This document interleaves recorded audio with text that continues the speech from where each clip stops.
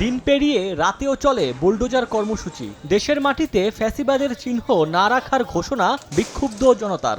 এরই অংশ হিসেবে দ্বিতীয় দিনেও চালানো হয় মুরালসহ বিভিন্ন স্থাপনা ভাঙচুর। ক্ষমতায় থাকাকালীন নিয়োগ বাণিজ্য ও সন্ত্রাসী কর্মকাণ্ড করার অভিযোগে কিশোরগঞ্জে সাবেক রাষ্ট্রপতি আব্দুল হামিদের বাসা ও জেলা আওয়ামী লীগের কার্যালয়ে ভাঙচুর ও অগ্নিসংযোগ করেছেন বিক্ষুব্ধ জনতা। এ সময় বিভিন্ন স্থানে শেখ মুজিবুর রহমানের মুরাল ভেঙে ফেলা হয়।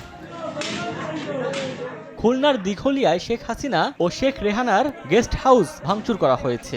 স্থানীয়রা জানান, শেখ মুজিবুর পাকিস্তান আমলে তার স্ত্রীর নামে 1 একর 40% জমি কেনেন। পরবর্তীতে এই সম্পত্তির মালিক হন শেখ হাসিনা ও শেখ রেহানা। বৃহস্পতিবার রাতে ভাঙা হয় বাড়িটির বিভিন্ন স্থাপনা।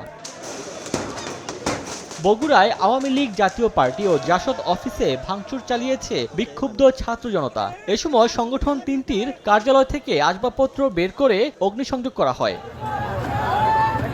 ফেনী 1 আসনের সাবেক সংসদ সদস্য ও শেখ হাসিনার সাবেক প্রোটোকল কর্মকর্তা আলাউদ্দিন আহমেদ চৌধুরী নাসিমের বাড়ি ও জেলা আওয়ামী লীগ অফিস ভাঙচুর ও অগ্নিসংযোগ করেছে ছাত্র জনতা। পরে সেখান থেকে প্রায় 3 কিলোমিটার পথ মিছিল করেন তারা।